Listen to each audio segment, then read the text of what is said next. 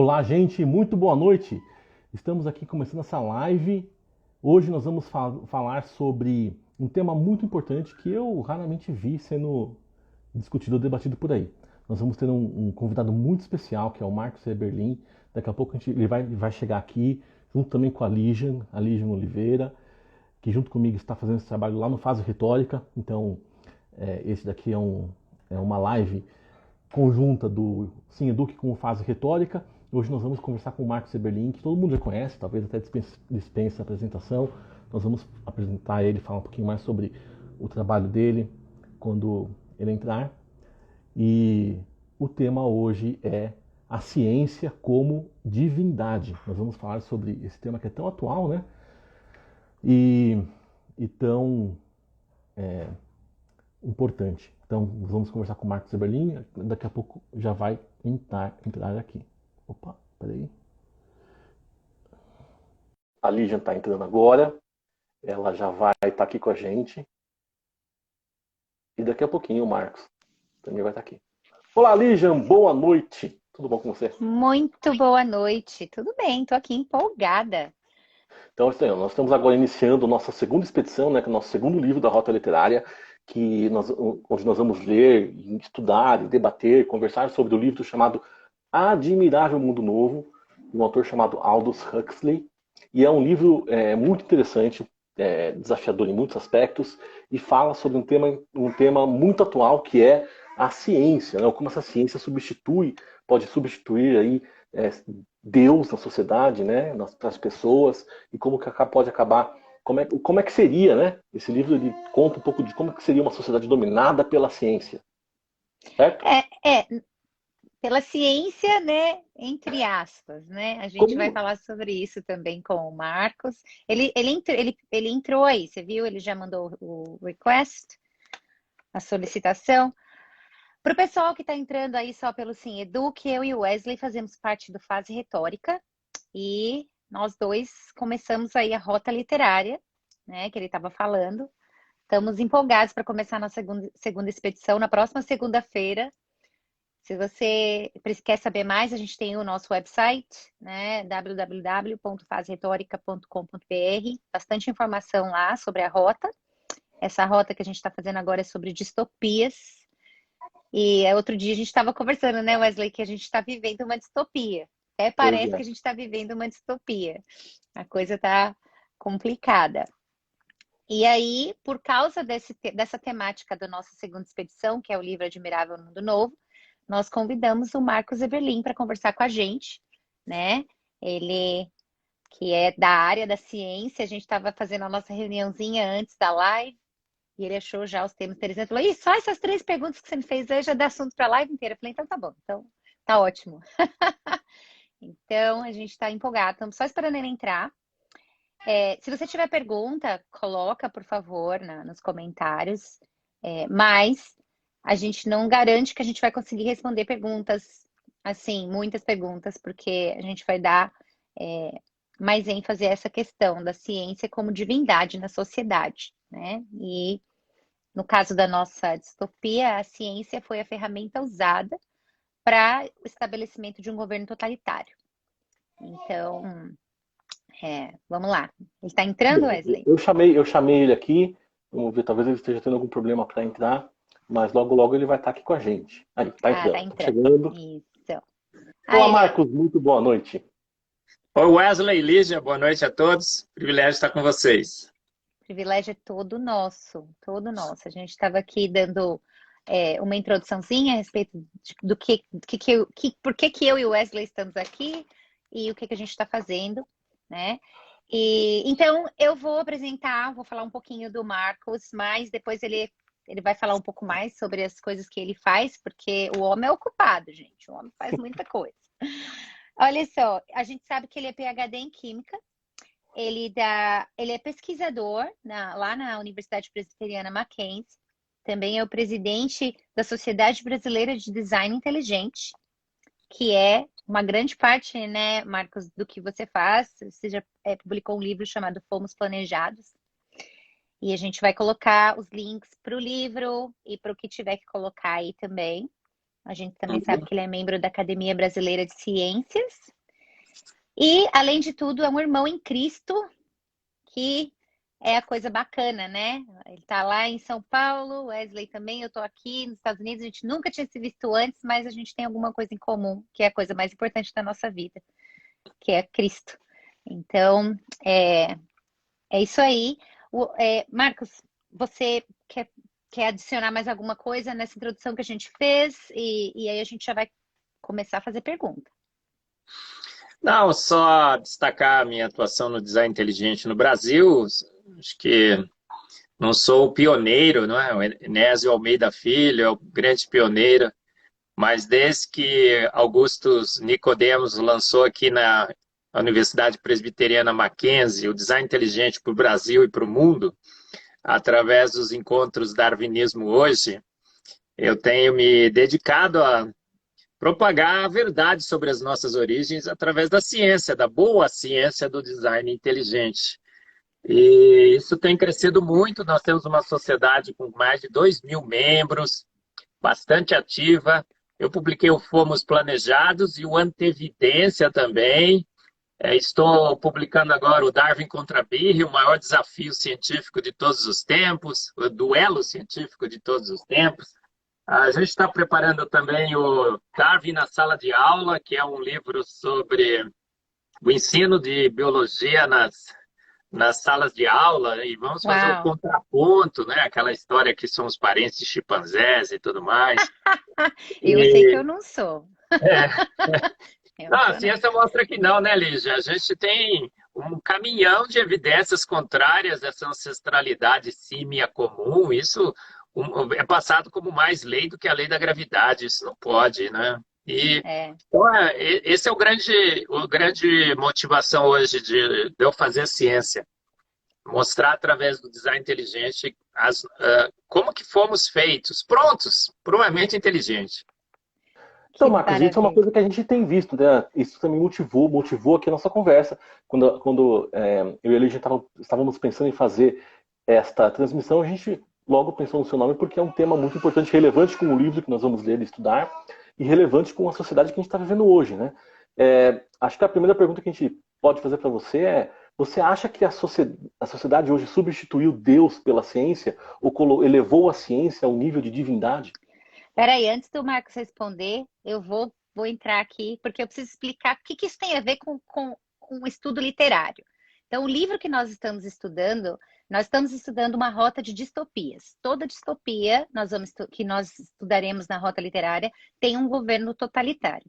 E os governos totalitários, tanto da vida real como das distopias, têm uma figura que é a divindade daquele governo totalitário, né? Então, quando nós estudamos o 1984, a divindade era o partido, era a figura do grande irmão, né? Agora nós vamos estudar Admirável Mundo Novo, e uma das divindades desse governo totalitário é exatamente o avanço científico e tecnológico para oprimir, para exercer esse totalitarismo sobre o povo, né? Aí agora você pode responder a pergunta, porque agora faz sentido. O Wesley, Lígia, todos que estão nos ouvindo, né? Eu não só acho, eu tenho certeza absoluta, isso é muito claro hoje, que a ciência é o Deus da nossa sociedade. E o cientista é o que fala em nome da racionalidade. Então, a gente via, né, que antigamente os governantes falavam assim, em nome de Deus. Estou falando, hoje ele fala em nome da ciência. Ciência, ciência, ciência. Estou falando em nome da ciência. Eu estou falando em nome da ciência. Então, se é a ciência, gente, é bom, é verdadeiro. Se foi o cientista que indicou, né, falou que é bom, se falou que é ruim. Então, nós realmente tiramos Deus da nossa sociedade, e esse vazio, porque sempre quando você tira Deus, né, fica esse vazio, e esse vazio de poder, assim, né, vamos dizer assim, ele foi substituído pela ciência.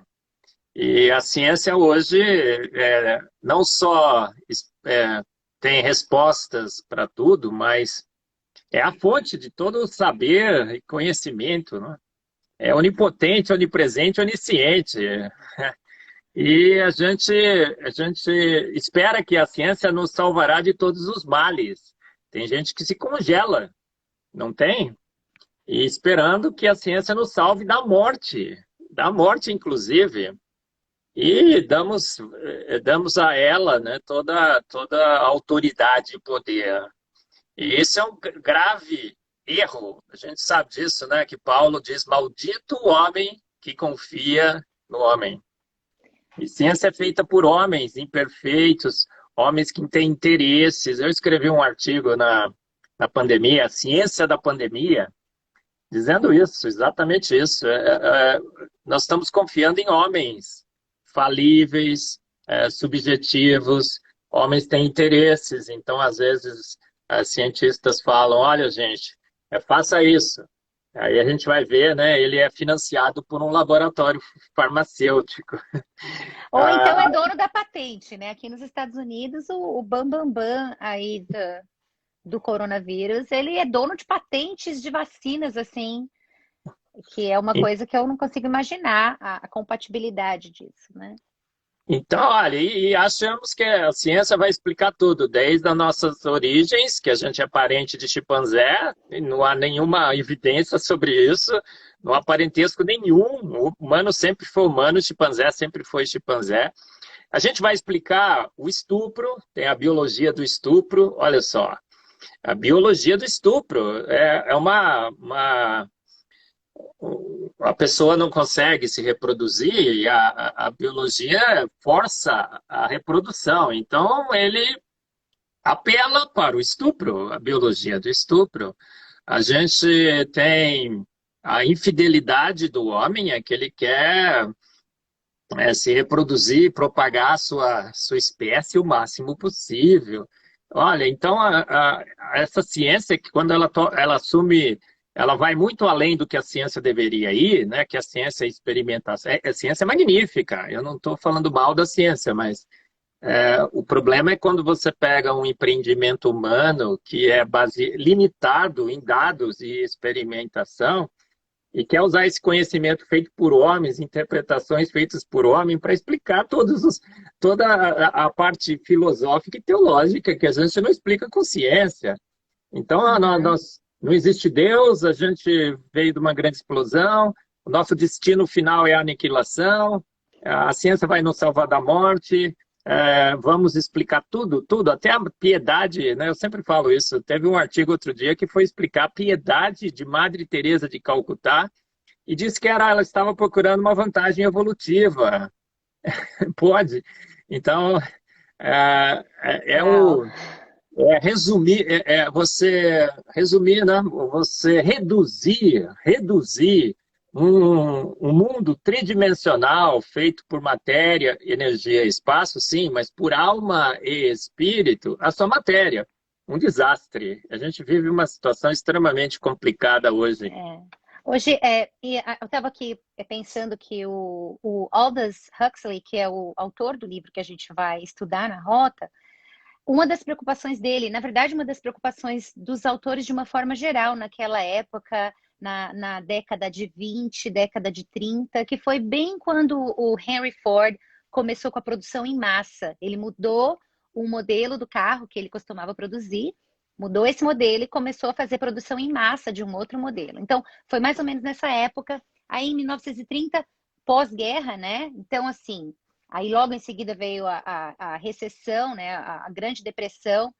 E uma das preocupações do Huxley, quando ele escreveu esse livro, era exatamente que, à medida que as pessoas davam mais importância a desenvolvimento científico e tecnológico, elas também caminhavam para longe dos princípios morais que eram muito patentes naquela época. Então, o princípio de família, o princípio de você cuidar do seu corpo, de você trabalhar um número específico de horas, 8 horas por dia, porque quando o Ford começou a produção em massa, ele fez os turnos, né? Então, o relógio biológico dos trabalhadores ficou todo atrapalhado. Enfim, e uma das preocupações dele era essa, que as pessoas, nessa ânsia de descobrir, de usar a ciência, a tecnologia para melhorar o mundo, para melhorar as próprias pessoas, melhorar a qualidade de vida, né? Eles falam muito isso, né? Melhora a qualidade de vida. Eles se distanciaram dos preceitos morais e dos preceitos que eram patentes naquela época.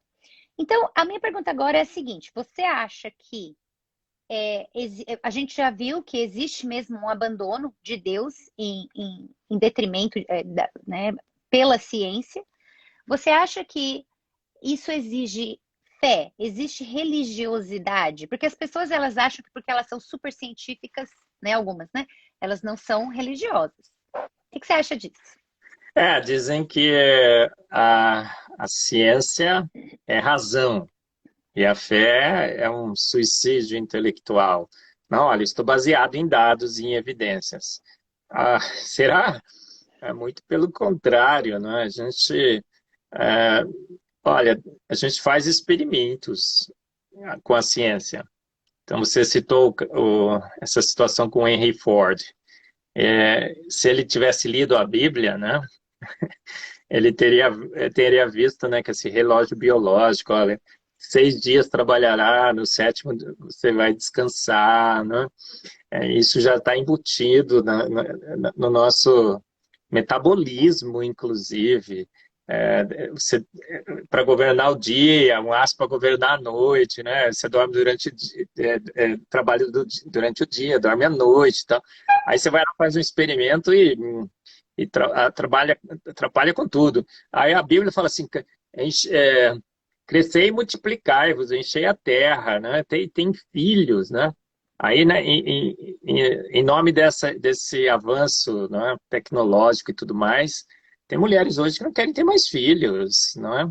Eu ando aqui em São Paulo, tem casais que saem na rua com 3, 4 cães e gatos, né? Cães normalmente.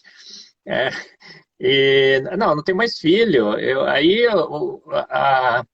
Teve um outro dia um prêmio na TV, não vou lembrar o nome da artista, mas ela ganhou o prêmio. Acho que foi alguma coisa de ouro, assim, né? Globo de Ouro. Aí ela disse o seguinte: olha, agradeço. Esse prêmio só foi possível porque eu abortei o meu filho e pude me dedicar à minha carreira como cientista. Aí alguém postou no Face uma coisa fantástica, ela segurando aquele globo de ouro e outra mulher segurando uma criança. E a Bíblia diz que os filhos são Herança herança, do Senhor. herança. A Bíblia, outro dia tinha um pastor que estava falando assim, olha, gente, a única coisa que a gente vai levar dessa vida, são seus filhos, são os nossos filhos. Parece que na glória a gente vai reconhecê-los, né? Então é a única coisa que você leva, né? E ele disse assim, olha, eu tinha um monte de filhos, e a gente era muito pobre, muito pobre, muito pobre. Hoje os meus filhos são tudo formados, tudo eu fico passando na casa deles, eles me recebem, eu vivo uma vida de milionário. Vou para casa de um, vou para casa de outro, e tudo formado, ganho bem e tal.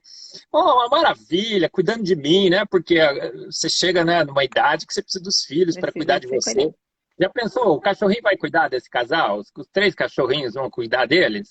Aí ele disse assim, meu filho um dia chegou para mim, pai, e falou assim, pai, nós éramos pobres? Aí o pai dele falou assim, sim, filho, a gente era muito pobre. A gente vivia com uma situação financeira muito complicada. Aí um dos filhos virou para ele e falou assim, pai, eu nunca percebi isso. Eu nunca percebi isso, né? Gente, criança quer pai, quer mãe. Pai e mãe quer criança, quer herança de Deus. É tudo de cabeça para baixo. Os nossos valores estão todos corrompidos. Porque pusemos a ciência, o desenvolvimento tecnológico, a busca pelo sucesso na carreira. Olha, aquela mulher abortou e estava achando que uma taça de ouro que ela ganhou lá era... tem um Deus que falou sobre isso, né? Que exigia o sacrifício de criança. Filhos. Né? Exatamente. Sim, sacrificou Baal, né? Acho que Acho foi. que é Maloque? Maloque, isso, não foi? Maloque, sacrifício de crianças. Cara, que é isso, né? A gente tá com tudo de cabeça para baixo e porque pusemos a ciência no lugar de Deus e o desenvolvimento científico e tecnológico, a sua carreira, o seu bem-estar financeiro. É Mas sabe que isso que interessante. você está Desculpa, vai, falando, Wesley. isso que você está falando, Marcos, é interessante porque ele conecta bem também com o livro do Huxley, né, que a gente vai ler, que é o Admirável Mundo Novo.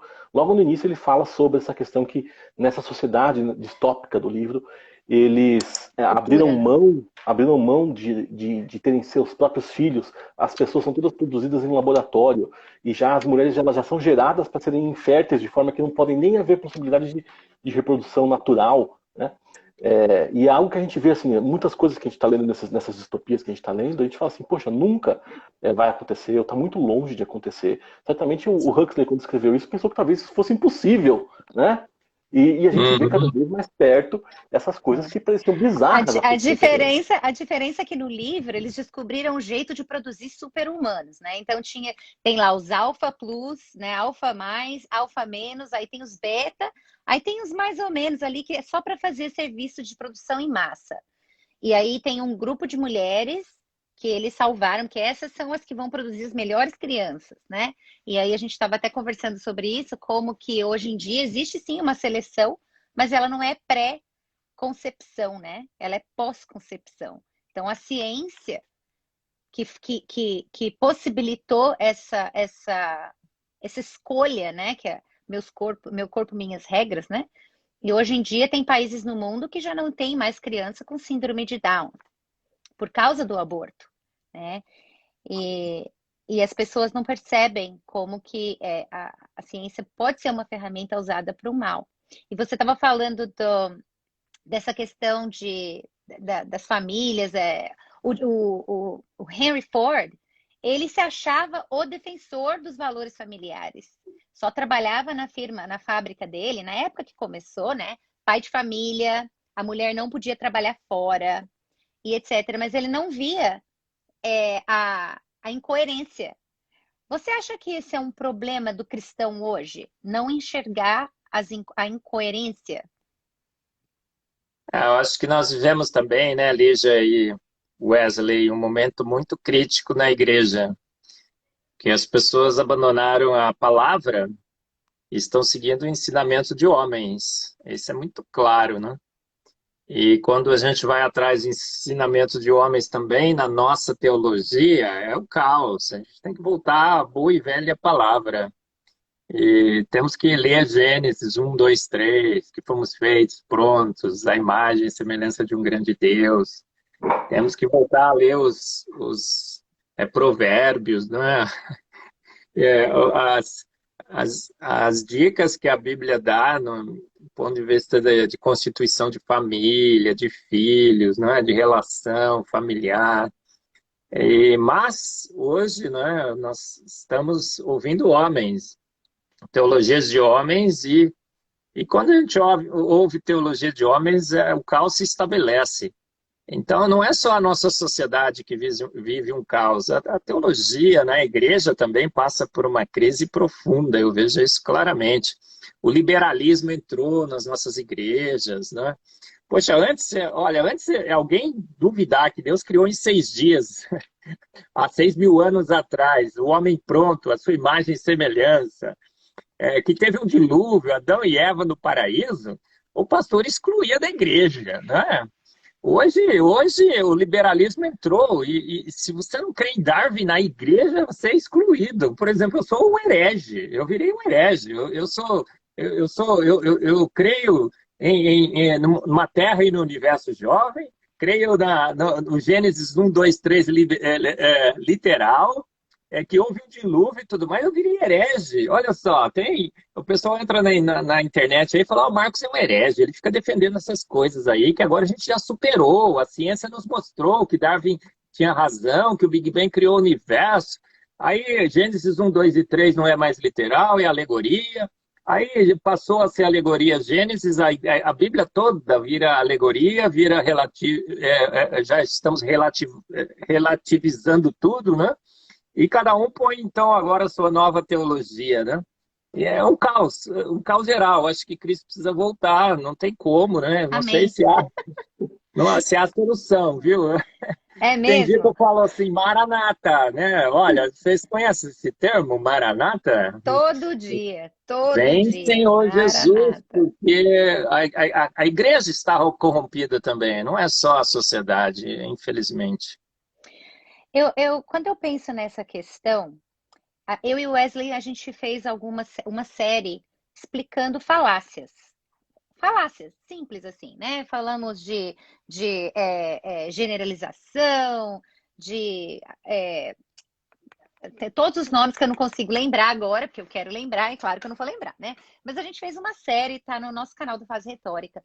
E uma coisa que a gente percebe hoje em dia é que parece que existe uma desassociação entre o que é científico, que ciência, e até o que é lógico. Então, assim, a gente ouve um cientista falando alguma coisa, a gente não processa mais aquela informação através de um pensamento lógico. Espera, se ele falou isso, quais são as implicações disso que ele falou, né?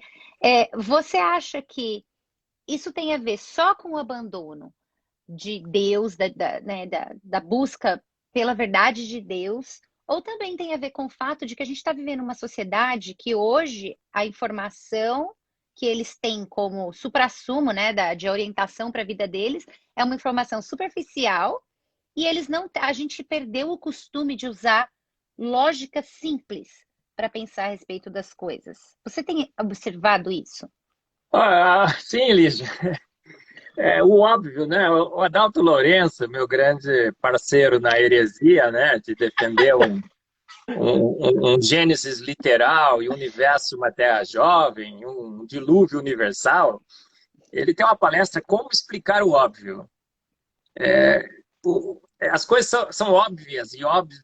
É claro que a gente não tem parentesco nenhum com os chimpanzés, mas vem um cientista e fala assim, tem sim. A ciência já mostrou, a biologia mostrou, aí todo mundo fala, não, temos que acreditar. É óbvio que o universo é jovem, né? A gente vê galáxias prontas, o cara, não, mas a teoria do Big Bang já foi comprovada, os cientistas todos acreditam no Big Bang. E aí a gente fala, não, então o universo é antigo. O óbvio, né? Romanos fala sobre isso. Paulo é fantástico, né? Eu não sei se vocês conhecem alguém mais fantástico, o escritor mais fantástico do que Paulo. Eu digo assim, né, que se a qualidade de um escritor ou de um cientista é medido pelas citações que são feitas dos seus escritos, Paulo é de longe o maior de todos, porque os escritos de Paulo são citados, né, já foram e são citados milhares e milhares e milhares de vezes por dia. No domingo, então, o índice de citação de Paulo estoura, né? E Paulo disse assim, porque os atributos invisíveis de Deus, o seu eterno poder e a sua divindade se veem claramente, obviamente, está na cara, gente, é óbvio, está aí para todo mundo ver, os atributos invisíveis de Deus, o seu eterno poder, sua divindade se veem claramente nas coisas que foram criadas. Então, só olhar ao redor que você sabe que foi Deus que fez, você vê uma flor, você vê o arco-íris, você vê o azul do céu durante o dia, o laranja avermelhado no pôr do sol, você vê o pavão todo colorido, né? Aquele show de cores e formas que a pavoa não dá mínimo para aquilo, né? Aquilo não é um show, ele é um exibido, um exagerado.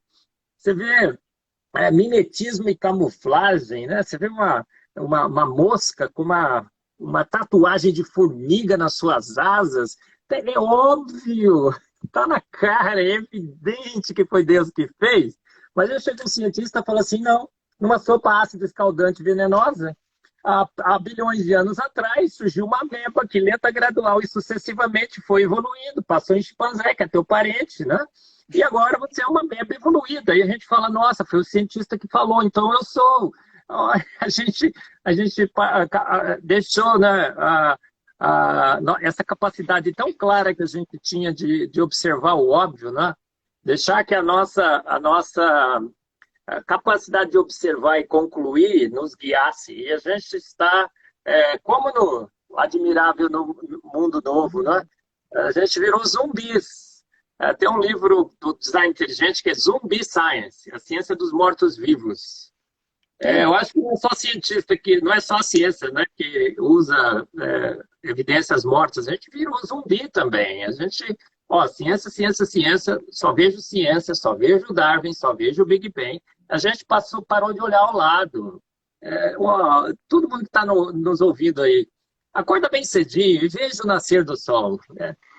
Ali, outro dia eu estava em Copacabana, Barra da Tijuca, no Rio de Janeiro. Acho que um pôr do sol mais espetacular desse Brasil é lá, né? Assim, aquele vermelho, alaranjado, um show de cores. Eu falei assim, cara, como é que o cara pode olhar um negócio desse, né? E não reconhecer que há um Deus que todas as coisas fez? A gente perdeu a capacidade de ver o óbvio, o que está na nossa cara. E a gente só ouve cientista falando, olha, é assim, assim, assim. E a gente, por ter entronizado a ciência como nosso grande Deus, o que o Deus científico falou a água parou, né? E a gente está cegado por essa ignorância científica. Isso Sim. acaba sendo tomado politicamente também, né? A gente vê hoje em dia muitos políticos, né, que nunca, talvez, nem abriram um livro de ciência falando da ciência. Às vezes eles falam de um jeito que eu às vezes penso assim, poxa, daqui a pouco vai entrar a ciência aqui e falar também no microfone ali, né? Como se fosse uma pessoa falando, que a ciência é uma pessoa.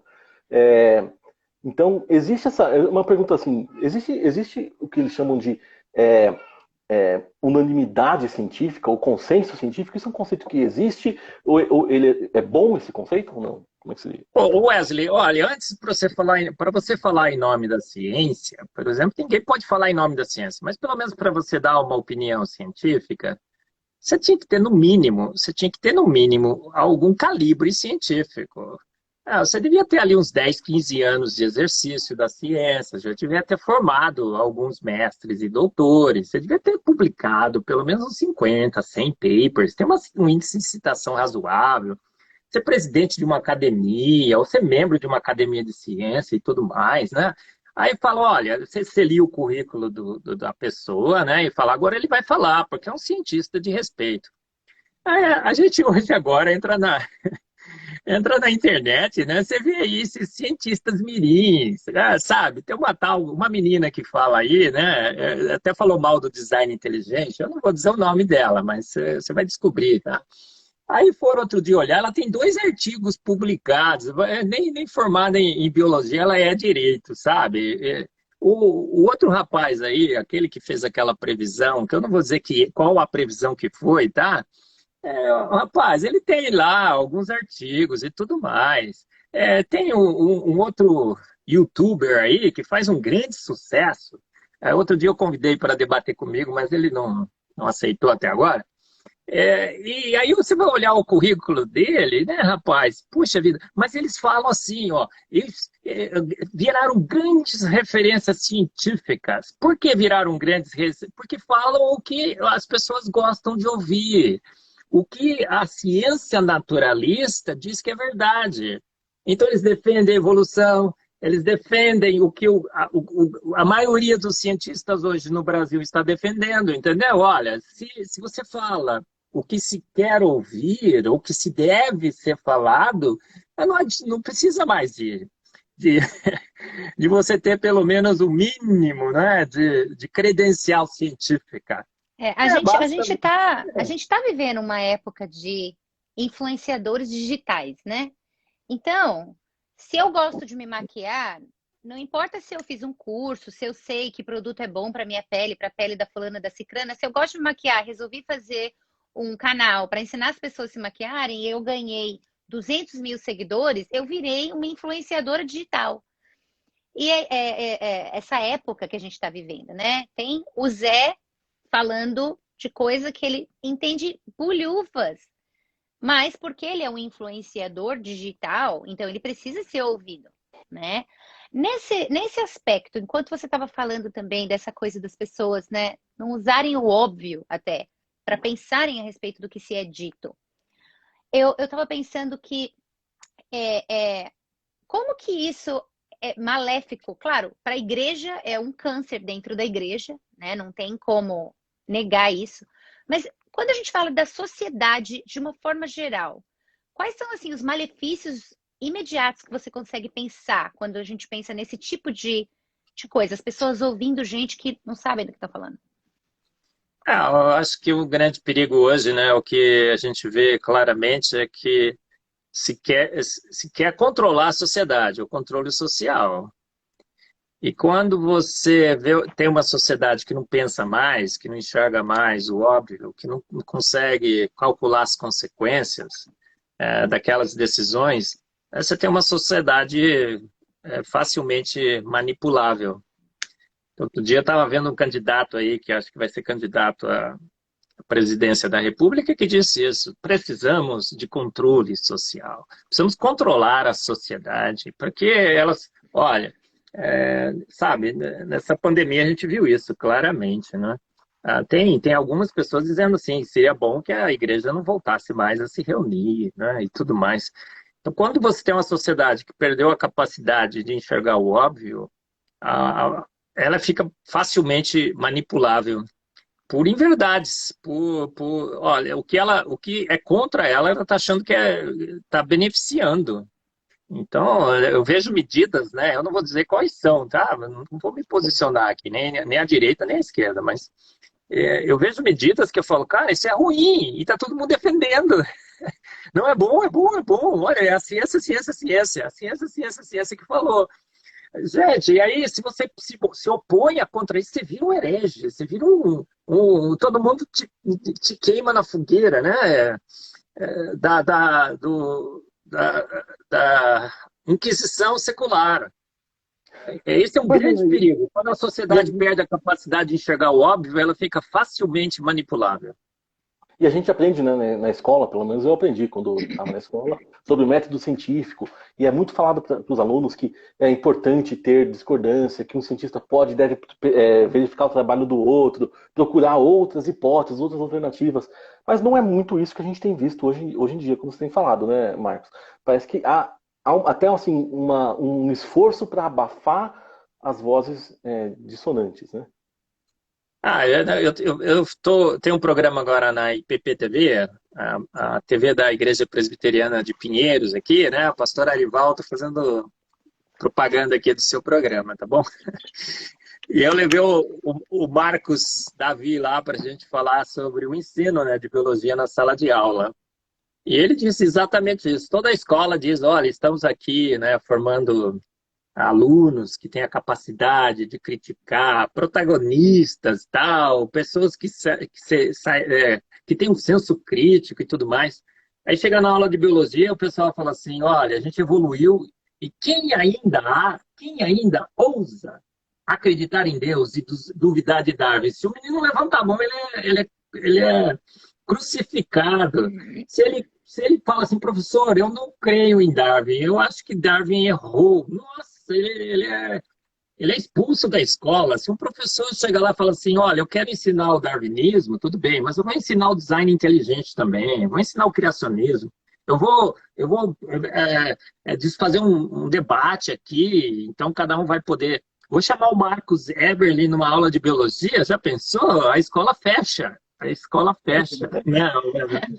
Então, aquele Esse, livre debater, aquela democracia, aquele ponto e contraponto, fugiu da ciência, da sala de aula. A gente está. É um monopólio do naturalismo filosófico. a coisa interessante, que é uma coisa que a gente estudou no livro anterior, que foi o 1984, e uma coisa que a gente vai continuar estudando, é que nada acontece do dia para a noite, né? Essas manipulações, essas mudanças, elas não acontecem do dia para a noite. É uma coisa sutil aqui, uma outra coisa sutil ali.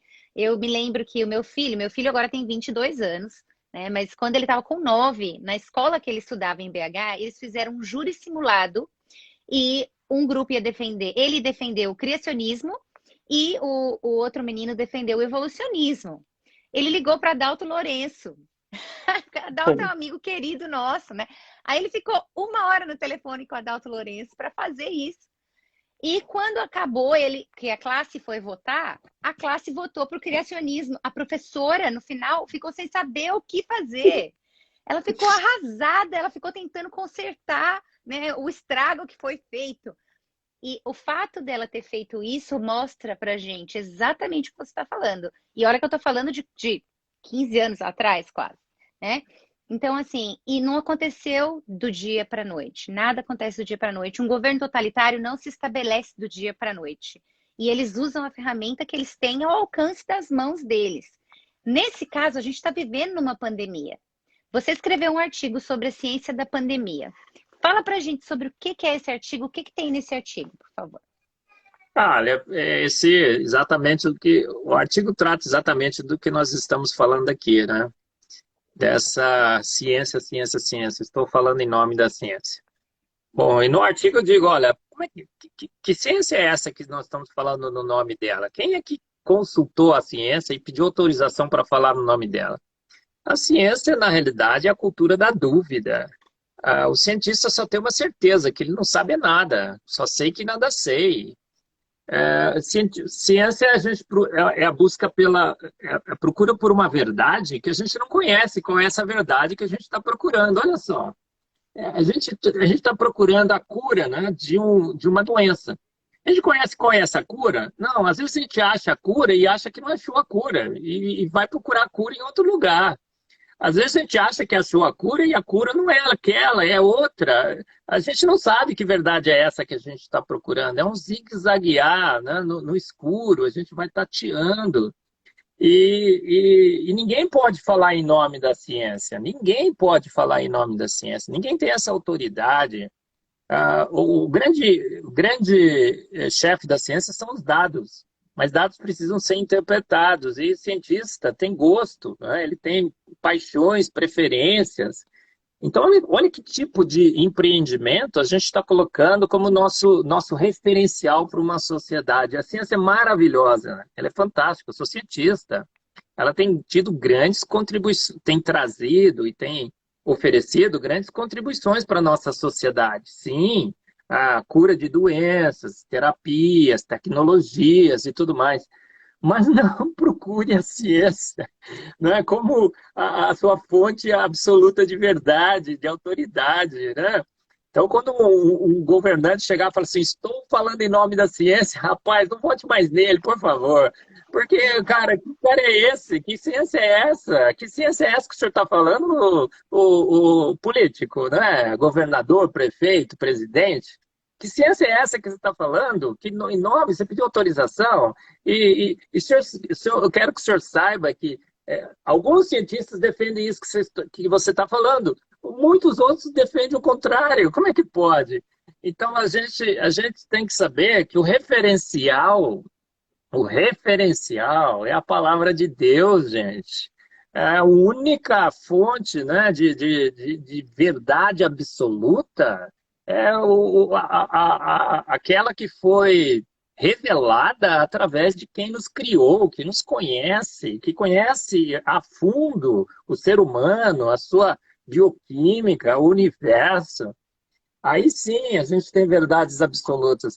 Agora, na ciência de homens imperfeitos, subjetivos, apaixonados, de jeito nenhum. E nessa pandemia ficou muito claro, né, que a nossa sociedade ela se corrompeu por esse Deus, né, esse Deus científico que está levando a nossa sociedade, que já estava caótica, para um caos maior. Se a gente continuar seguindo ciência de homens, primeiro, a gente não sabe nem que ciência é essa que a gente deve seguir. Segundo, a gente sabe que, na realidade, a chance de estar certo é muito maior do que estar errado. Então, vou dar um exemplo, né? Diziam que comer ovo era ruim, que causava colesterol. Hoje a gente sabe que o ovo é a melhor alimentação do mundo, né? Tem um dia que sai um artigo assim, ó, tome café, no outro fala que é muito bom, no outro não tome café, que é muito ruim, né? Aí eu faço o seguinte, eu não ouço mais esses conselhos. Se eu gosto de café, eu tomo, se eu não gosto, eu não tomo. Se eu gosto de ovo, mas, ó, manteiga é ruim, compre margarina, lembra? E aí Lembra? a gente descobriu que manteiga é gordura de porco, é a melhor possível. Então, Pois que é. ciência é essa, gente? Que ciência é essa que a gente vai usar como referencial absoluto? Referencial absoluto nunca. Eu E isso tava. não pode estar. Vai. Só falando uma coisa rapidinho. Será que isso também não pode, essa questão também, a internet, até mesmo maximizando isso, essa questão toda não pode, as pessoas não podem estar querendo fixar ou petrificar a ciência. Isso não pode ser ruim a longo prazo, Marcos? Sim, é péssimo. Não, não é ruim, péssimo, Wesley. Péssimo, péssimo, péssimo. A ciência é magnífica, mas é um empreendimento de homens, falha, imperfeita. Ela tem trazido grandes contribuições para a nossa sociedade, mas em momentos de pandemia e de crise, não é aonde a gente deve, não é para ela que a gente deve dobrar os nossos joelhos, não é? A gente deve dobrar os nossos joelhos para o Deus que tudo fez e tudo sabe. Acho que talvez essa pandemia, vamos pensar assim, né? Que Deus quis mostrar quem é que tem autoridade nesse planeta, né? Criou um bichinho invisível, do ponto de vista molecular, quase que insignificante, né? Ele tem lá uma capa proteica, alguns lipídios, uma chavinha, lá dentro tem uma outra enzima, né? E colocou a sociedade de joelhos. Tanta coisa foi dita como verdade. Alguém acertou nessa pandemia? Alguém acertou alguma coisa? Fala para mim. Nada, nada. Eu vi um vídeo outro dia de uma mulher fazendo piada, óbvio, né? Mas ela assim, gente, olha, vocês precisam usar máscara. Aí ela dava uma explicação completamente sem pé nem cabeça. Aí ela falava assim, olha, e também não pode tocar as coisas. Mas aí quando você toca aquilo, acontece. Ela fez uma piada tão interessante, tão inteligente. Eu tava assim, é isso que a gente está vivendo hoje. Cada dia se fala uma coisa. Agora é a vacina. A vacina é o Deus da vez, né? Então, antes começou, fica em casa, era o Deus da vez, depois virou a máscara, depois virou outra coisa, agora é a vacina. A vacina é o Deus. Então, inclusive, e eu não estou defendendo nem atacando a vacina. O que eu estou querendo dizer é que a gente está vivendo uma época em que as pessoas falam que elas superaram a religião, elas superaram Deus, mas elas estão tratando essas coisas como uma fonte de esperança delas.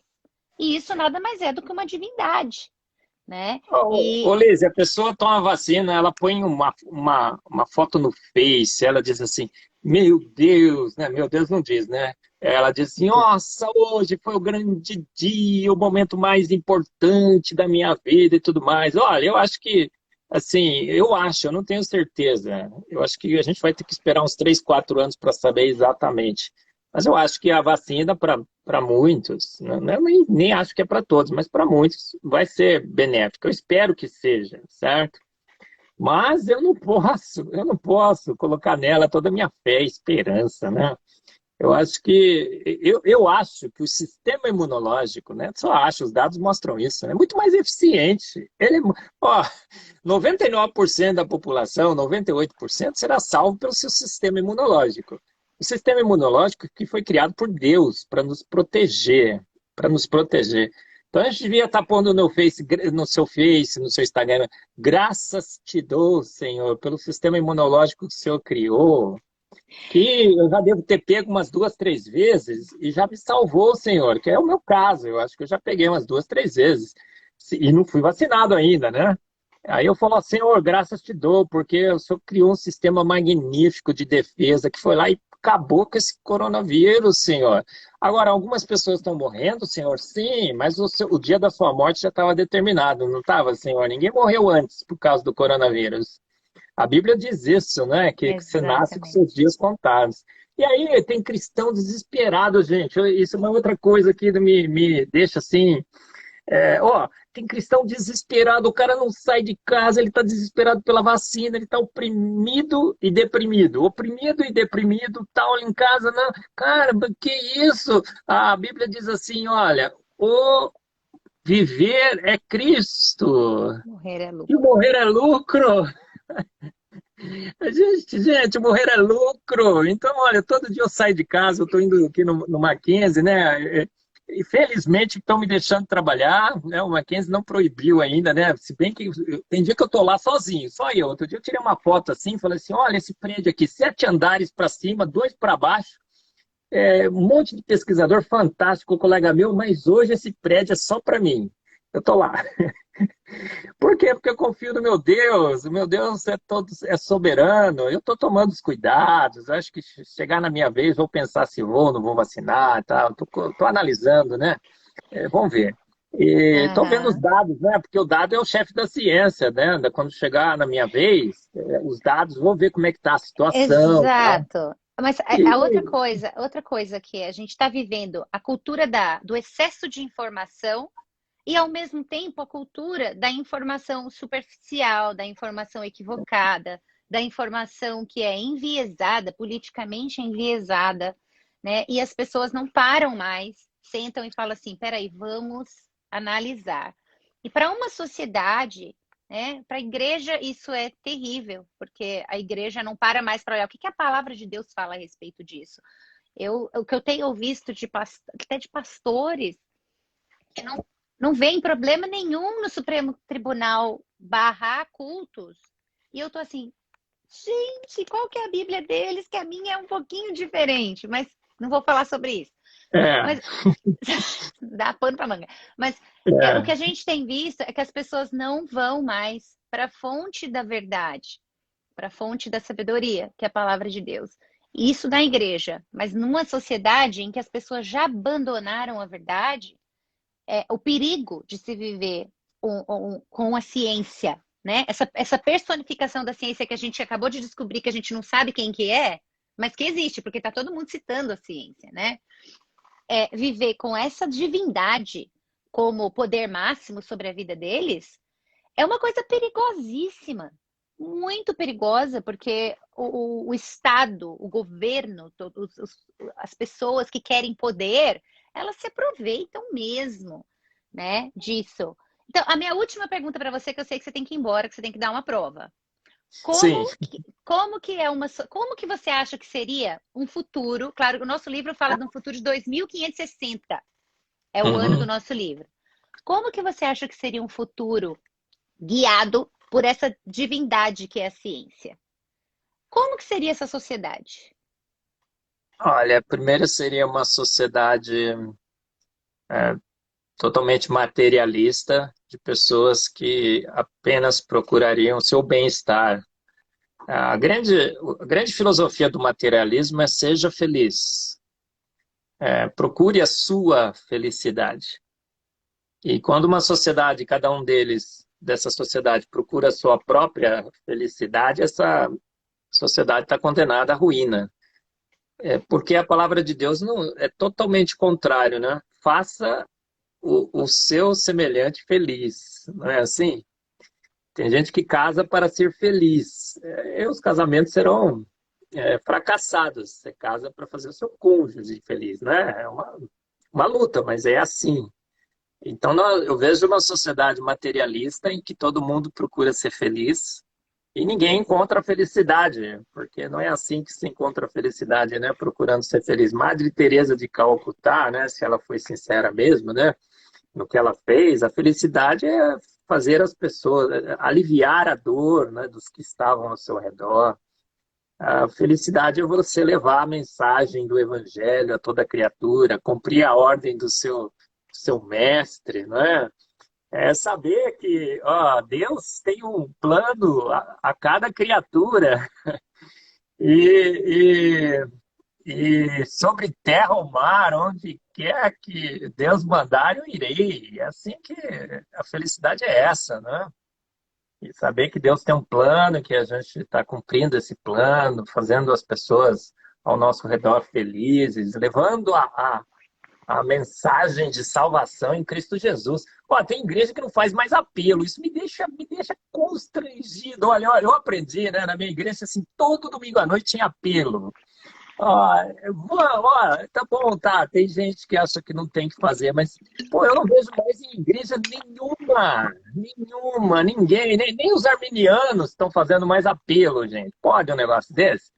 É, não pode, gente. É, Temos que voltar à palavra, pregar que o fim está próximo, Cristo está voltando, arrependei-vos. E a cruz de Cristo, né, te salva. Quem está aí, olha, levante a mão quem quer aceitar esse Cristo. A gente passou agora a discutir se eu vou ser de direita, se eu vou ser de esquerda, se eu vou ficar em casa, se eu não vou ficar em casa, se eu vou fazer tratamento precoce, se eu vou vacinar. A igreja está discutindo isso, veja bem, a gente devia estar discutindo os novos passos de evangelismo, não é? De propagar a verdade, porque É, Cristo está voltando. a gente está vivendo uma época em que a igreja está entregando para a sociedade não a solução, mas é o band-aid, né? A igreja, em vez de entregar a solução, que é Cristo, ela está entregando o band-aid, que é um prato de comida, que é um sorriso, que é tratar com Sim, e eu estava amor, vendo o né? Marcos falando, eu fiquei pensando assim, a igreja está mesmo falando sobre as narrativas do Deus da sociedade, do Deus Nessa da ciência, época, do Deus, e exatamente. É não o do Deus Deus dessa verdadeiro. época. Não tem o que a igreja esqueceu de uma forma geral, os cristãos não podem se esquecer de jeito nenhum, é que é Jesus que traz solução. Que quando você está passando por um coronavírus, que você está com medo de morrer, se você não tem Jesus, você não tem nada. Você pode ter tratamento precoce, pode ter o melhor remédio, pode ter não sei o quê. Você não tem Jesus, você não tem nada. Se você morrer sem Jesus, você morreu sem nada. Então, E se você tomou a vacina e foi curado, tá? Não pegou o coronavírus e não tem Jesus, que adianta o homem, né? Ganhar o mundo e perder a sua perder a vida alma? eterna. Exatamente. Então, eu achei a conversa super bacana. Eu sei que você Foi tem que ir embora, Marcos, então eu estou uma aqui pena. dando. Dava É para uma continuar pena. Foi conversando mais super uma legal, hora. gostei também. A O gente papo fica estava aqui 10, né, conversando. Wesley e Ligia? Tava. Muito, muito obrigada por ter aceitado o nosso convite. A gente falando sobre rota literária convida um cientista para falar, o pessoal fica confuso. Eu espero que tenha sido proveitoso. Então, Lígia, Essas. mas explicar Mas eu sou rapidamente um acho que é escritor importante. também, pronto. Isso. Ah lá, E viu? Aí também tá explicar ótimo. rapidamente que a rota literária é um objetivo da rota literária é ir a fundo nos livros. Então a gente analisa Exatamente. não só a história do livro, a gente analisa a história, a questão, o contexto histórico, o contexto literário, temas que envolvem ali, que estão circundando aquela obra, e a ciência é um tema muito presente no livro que nós vamos ler agora. Por Exatamente. isso, essa conversa. E quem Exatamente. quiser participar da rota literária, lá no Instagram do Fase Retórica, na bio, tem o link que você pode ver todos os detalhes. Então, Fase Retórica, procura no Instagram Exatamente. e tá lá todos os detalhes. E é isso, a gente tem que acabar, porque o Marcos tem que dar uma prova, pessoa ocupada, tirou um tempo do tempo dele com a gente aqui. Muito obrigada. Deus abençoe, te use, continue te dando autoridade, ousadia para falar as verdades que você fala, que ele cuide do seu coração para que você não se abata quando as pessoas te chamarem de herege e que você saiba que tem muita gente ao redor do mundo, não só aí no Brasil, orando por pessoas como você, pelo trabalho que você faz, que é um trabalho que é importantíssimo. Então, essa é a nossa oração, o nosso desejo para a sua vida. Amém. Quando sou fraco, aí que sou forte, né? Paulo disse isso, né? É isso aí. E eu tenho prazer nas aflições, nas perseguições, né? Pelo amor de Cristo, porque é a, o galardão, né? Está nos esperando. Vamos pensar assim. Amém. Ó, Amém. e que Deus Amém. que o Deus que tudo fez, pelo poder da sua palavra, em 6 dias, o Deus que fez tudo pronto e que nos fez a sua imagem e semelhança, o que se revela através da palavra, esteja com todos, né, que nos ouviram hoje à noite. Amém. Amém. Amém. Muito boa Amém. noite para Um todo mundo abraço. e a gente se vê. Boa noite, Marcos. Boa noite, Lígia. Tchau, gente. Tchau. Até mais. Tchau, tchau. Até.